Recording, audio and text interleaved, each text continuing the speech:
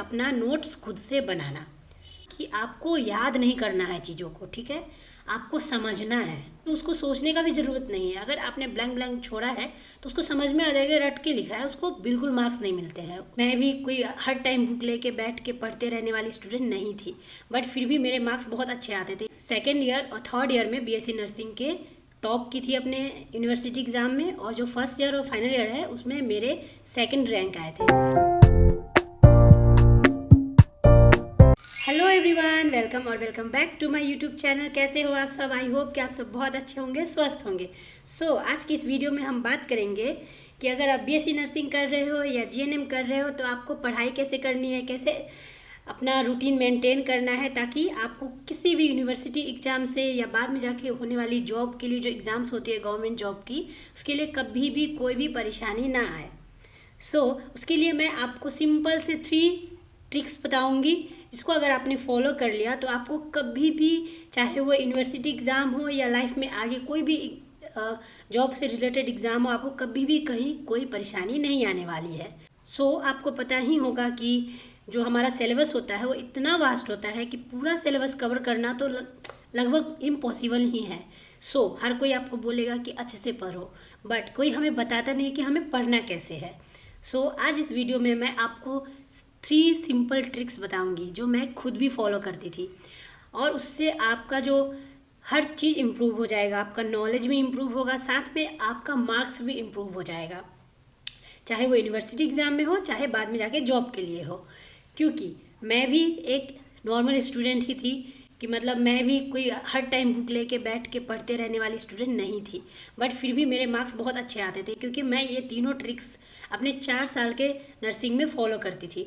आप किसी भी ईयर में हो, आप first year, second year, third year या फोर्थ ईयर, किसी ईयर के स्टूडेंट हो, किसी भी सेमेस्टर के, ये ट्रिक्स अगर आप फॉलो करके देखोगे तो आपको पता चलेगा कि आपका जो मार्क्स के साथ साथ आपका नॉलेज भी इम्प्रूव हो जाएगा। मैं यहाँ पे शो ऑफ नहीं करना चाहती हूँ, मैं बस आप लोगों को मोटिवेट करने के लिए बताना चाहती हूँ कि मैं सेकेंड ईयर और थर्ड ईयर में बीएससी नर्सिंग के टॉप की थी अपने यूनिवर्सिटी एग्ज़ाम में, और जो फर्स्ट ईयर और फाइनल ईयर है उसमें मेरे सेकेंड रैंक आए थे। मैं बस ये 3 ट्रिक्स को फॉलो करती थी। चलिए आज मैं ये सीक्रेट आप लोगों के साथ शेयर करने वाली हूँ। वीडियो में बने रहिएगा और वीडियो को एंड तक देखिएगा, और वीडियो अच्छी लगी तो वीडियो को लाइक कर देना और चैनल को सब्सक्राइब कर लेना। चलिए वीडियो को स्टार्ट करते हैं। आपने देखा ही होगा कि जैसे ही कॉलेज स्टार्ट होता है, 2 तरह के स्टूडेंट होते हैं, एक सुपर एक्साइटेड और दूसरा सुपर चिल। सुपर एक्साइटेड क्या होते हैं कि वो जैसे ही कॉलेज स्टार्ट होगा तो वो खूब पढ़ेंगे, स्टार्टिंग में एकदम एक्साइटेड रहेंगे, पूरा रूटीन फॉलो करेंगे, हर चीज़ अच्छे से करेंगे, नोट्स बनाएंगे। बट वो बस स्टार्टिंग में, धीरे धीरे उनका वो जो एक्साइटमेंट है वो ख़त्म हो जाता है, फिर उनका रूटीन भी फॉलो नहीं हो पाता है। और जो दूसरा है सुपर चिल, वो क्या होते हैं कि वो उन्हें ऐसा लगता है कि अभी एग्ज़ाम में बहुत टाइम है तो हम पढ़ लेंगे बाद में। आपको ये दोनों में से कोई नहीं बनना है, आपको बीच का बनना है। मैं भी बीच की ही थी। बीच के ही रहने में सबसे ज़्यादा फ़ायदा है। ये बीच का कैसे बनना है वो मैं आप लोगों को आज बताऊंगी। ये बीच का आप कैसे बनोगे, ये सिंपल 3 ट्रिक्स को यूज़ करके। वही ट्रिक्स हम आज इस वीडियो में डिस्कस करेंगे। चलिए पहली ट्रिक्स के बारे में बात करते हैं, जो कि है अपना नोट्स खुद से बनाओ। ठीक है, बहुत अच्छे से बनाओ और खुद से बनाओ। आपको नोट्स कैसे बनाने हैं ये बहुत इम्पॉर्टेंट है। स्टडी कैसे करना है या वो एग्ज़ाम्स के बारे में वो बाद में बात करेंगे। जो पहला ट्रिक्स और टिप्स मैं बोलूँगी जो मैं फॉलो करती थी, वो है अपना नोट्स खुद से बनाना।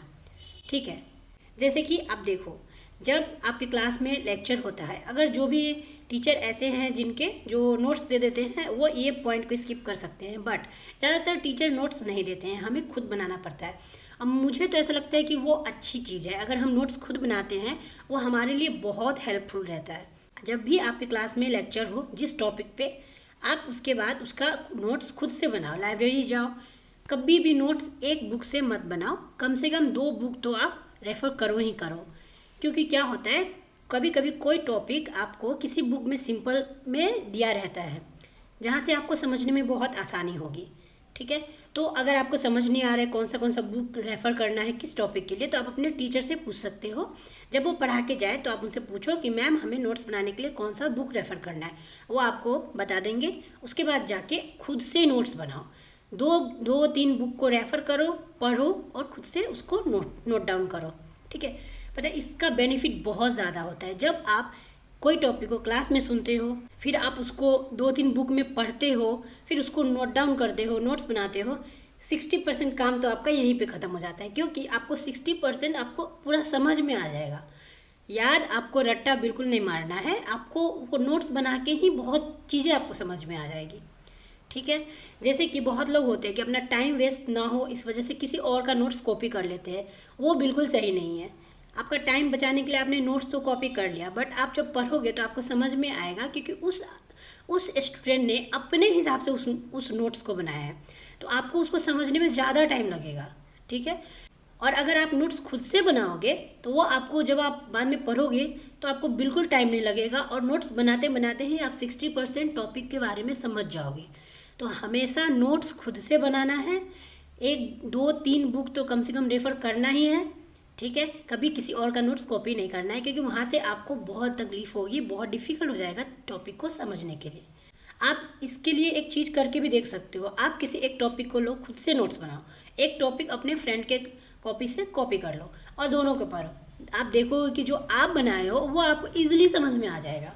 उसका कारण बस वही है कि आपने उस पर मेहनत पहले ही कर ली है, आपने 2-3 बुक को पढ़े हैं, टीचर का सुने हैं, तो वो चीज़ आपके लिए बहुत सिंपल हो जाएगी। इसलिए हमेशा नोट्स खुद से बनाना है, अच्छे से बनाना है और टाइम पे बनाना है, ठीक है। और नेक्स्ट जो ट्रिक्स है, टिप्स है, वो है कि हमें पढ़ाई कैसे करनी है, ठीक है। सो मैं हर वीडियो में ये बोलती हूँ कि जैसे ही आप कॉलेज ज्वाइन करो, अपने लिए कम से कम 1 घंटा बस निकालो, ठीक है। लोग बोलेंगे कि इतना वास्ट सिलेबस है, बहुत पढ़ना पड़ता है। मैं बोलूँगी अगर आपने हर दिन 1 घंटा भी पढ़ा तो वो आपके लिए मोर देन इनफ है। बट आपको पढ़ना कैसे है वो मैं बता देती हूँ कि आपने जैसे हर दिन का 1 घंटा निकाला है, वो टाइम में आपको अपने कॉलेज के किसी भी असाइनमेंट को नहीं करना है, नोट्स आपको नहीं बनाने हैं, कुछ भी प्रोजेक्ट कुछ भी नहीं करना है। वो आपका 1 घंटा सेल्फ स्टडी के लिए होना चाहिए। और आप सबसे पहले अपना सिलेबस लो, ठीक है। सिलेबस के अकॉर्डिंग आपको पढ़ाई करनी है। देखो, अगर नर्सिंग का आप बुक देखोगे तो इतने मोटे मोटे बुक होते हैं, ठीक है, पूरा आप नहीं पढ़ सकते हो, ठीक है। तो सबसे पहले जो आप कर सकते हो वो है आपका सिलेबस कंप्लीट करना, ठीक है। जो सिलेबस हमें मिलता है आपके टीचर से मिल जाएगी। सारे सब्जेक्ट के पहले सिलेबस ले लो, ठीक है। सिलेबस लेने के बाद अपना जो वो 1 घंटा है, वो 2-3 टॉपिक को आप सिलेक्ट करो कि कौन से टॉपिक मुझे आज पढ़ने हैं, ठीक है। वो 1 घंटा में वो सारे टॉपिक्स ही पढ़ने हैं, उसके अलावा कोई भी कॉलेज का काम या कुछ भी आपको नहीं करना है, ठीक है। ऐसे आपको पढ़ाई करनी है और पूरे साल करनी है। आपको इसमें छुट्टियां नहीं लेनी है। हर दिन 1 घंटा, मतलब हर दिन 1 घंटा आप पढ़ाई करो, ये आपके लिए मोर देन इनफ है, ठीक है। हाँ, और एक और पॉइंट कि जब आप सेल्फ स्टडी करो तो एक चीज़ आपने ध्यान में रखना कि आपको याद नहीं करना है चीज़ों को, ठीक है, आपको समझना है। इतना सिलेबस है कि आप हर चीज़ को याद नहीं कर सकते, ठीक है। आपको समझ के पढ़ना है। जब आपका टॉपिक ख़त्म हो तो थोड़ी देर के लिए बैठो, सोचो उस टॉपिक के बारे में, आप कितना कुछ खुद से ऑन लैंग्वेज में अपनी भाषा में आप सोच पा रहे हो। अगर सोच पा रहे हो तो ठीक है, नेक्स्ट टॉपिक फिर से पढ़ाई करो। तो आपको पढ़ने के बाद ये चीज़ हमेशा करनी है कि आप थोड़ी देर के लिए उस टॉपिक के बारे में सोचो कि आपको कितना कुछ समझ में आया है, ठीक है। सो अभी आपने देख लिया कि नोट्स हमें कैसे बनाने हैं, पढ़ाई हमें कैसे करनी है ना। अब देखते हैं जो बहुत इम्पॉर्टेंट है कि एग्ज़ाम में लिखना कैसे है, ठीक है। बहुत बच्चे यहाँ पे जाके गलती करके आ जाते हैं, जिस वजह से बहुत मार्क्स कम आते हैं बच्चों को, ठीक है।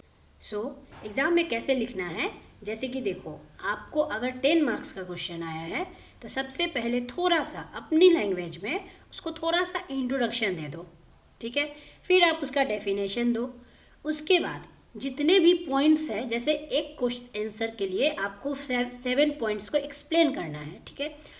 तो आपको अगर सारे 7 पॉइंट्स याद है, आप सारे 7 पॉइंट्स को 1 2 3 करके 7 तक उसको पहले लिख दो, उसको हाईलाइट कर दो, ठीक है।